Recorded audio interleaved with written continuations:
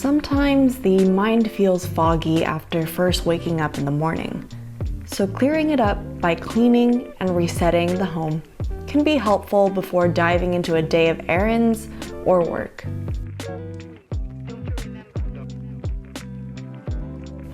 I find myself needing to take 1 to 2 mornings a week to intentionally reset my space to feel rejuvenated before the day begins.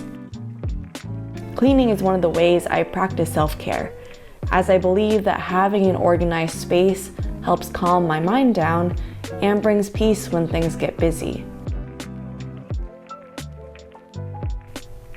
Even if it's just 30 minutes to an hour every few days, these little spurts of cleaning can help maintain your space, making the mess less overwhelming as it won't pile up as much over time. So I hope you feel a little inspired to do a little cleaning yourself as a way of self-care. And a thank you to Lomi by Pila for also partnering with me on this video as I dive into my cleaning and reset routine.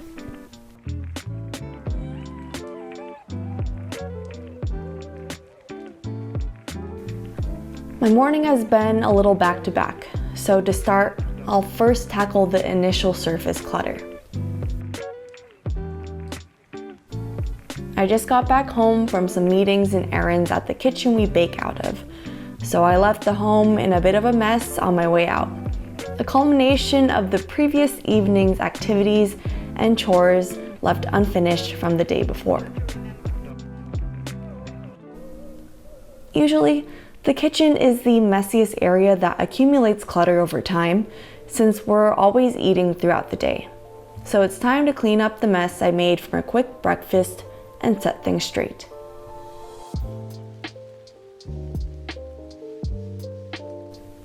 Putting away clean dishes from the dishwasher into their proper spaces and then doing the rest of the morning dishes won't take any longer than 15 minutes.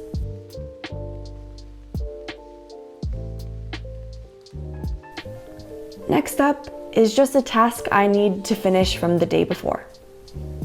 Every so often, I like to condition my wood utensils and cutting boards with some walnut oil. Doing so helps to moisturize dry wood and keeps it from cracking.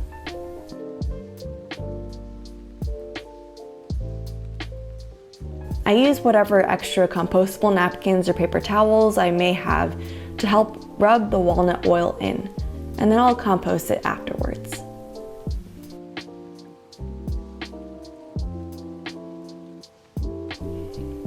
I've already finished most of the pieces yesterday, which have been drying on the side, and just have one last small bamboo cutting board to condition today.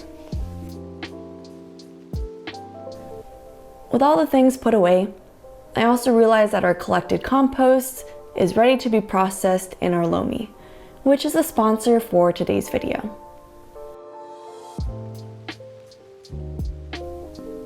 If you haven't seen in one of my previous videos, the Lomi is an appliance that we just got for the past few months, and it processes food scraps to create nutrient-rich dirt, and it can also break down Lomi-approved bioplastics. As a company, Pila is looking to create a waste-free future, and the addition of the Lomi in households is a wonderful way to reduce household waste by 50%, as food scraps make up the majority of waste from homes, and most of us don't have access to municipal composting solutions or may live in a smaller space with no yard to compost. Peter and I have been using the Lomi for the past few months and have loved it so much, as it's been a simple yet effective addition to our zero waste cleaning routine.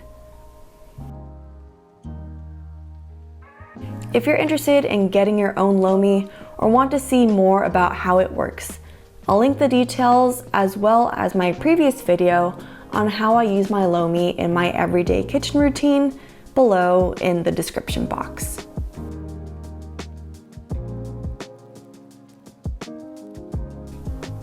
While the Lomi runs, to finish it off in the kitchen is a quick wipe down of the counter with some all-purpose cleaner, which will help remove any crumbs, dust, and grime.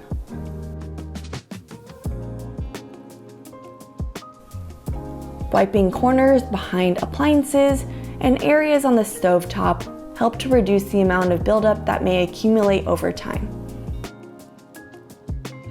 We do this as regularly as we can to make deep cleans easier when we get to them.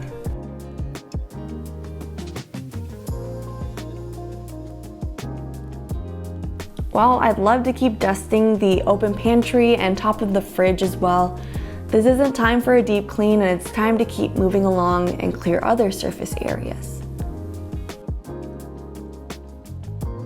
Any bench, table, or surface becomes an easy target for clutter, so I'm slowly working away at putting things back to where they should be.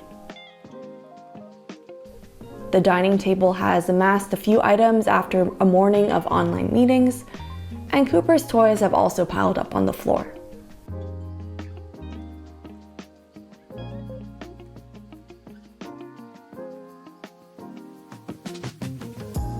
Next up, laundry. You might have noticed laundry hanging up in the doorways of our apartment. There are plenty of aprons to fold up from this week's bake, as well as a few clothing items and bedding that were washed. I'll go ahead and put things back into their rightful place and sort them as needed, such as our PJs, last worn pieces, etc.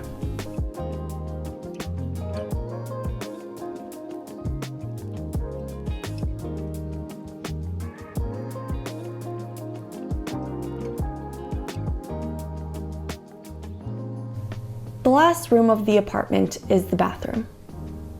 Not much to do, but to straighten up the towels and give the countertop a quick wipe down from the dust and splashes of water that have accumulated from our morning routines.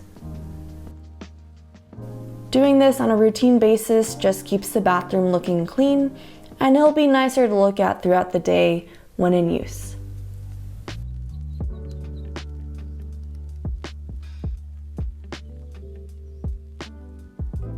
And last but not least, it's time to do the final sweep of the apartment with the vacuum.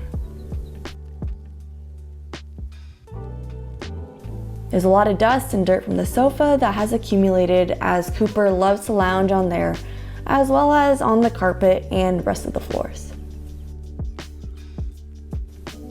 It gets so dusty in here, so vacuuming is a quick way to also help freshen the space. If there's more time for deep cleaning on another day, I would like to mop and wipe down the floors with a wet rag, but vacuuming will do for quicker routines like this.